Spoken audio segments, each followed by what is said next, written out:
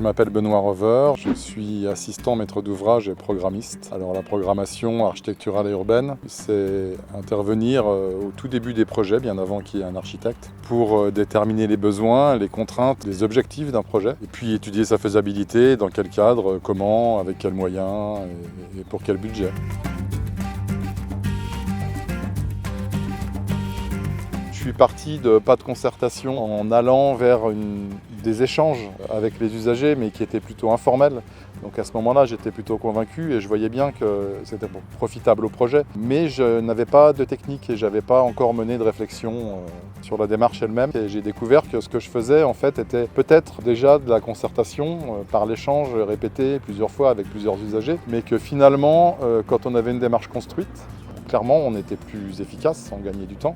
Et donc, que peut-être depuis plusieurs années, j'avais l'état d'esprit, mais pas complètement la démarche.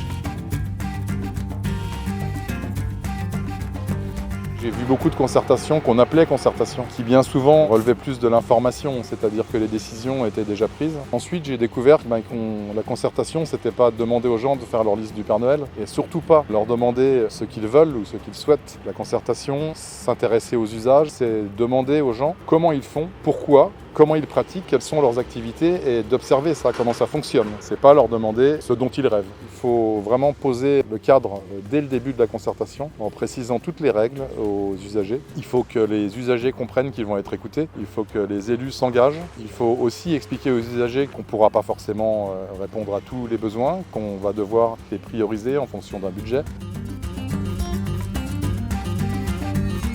Une des caractéristiques fondamentales également de la concertation, c'est qu'elle permet de faire adhérer les usagers ou les futurs usagers au projet.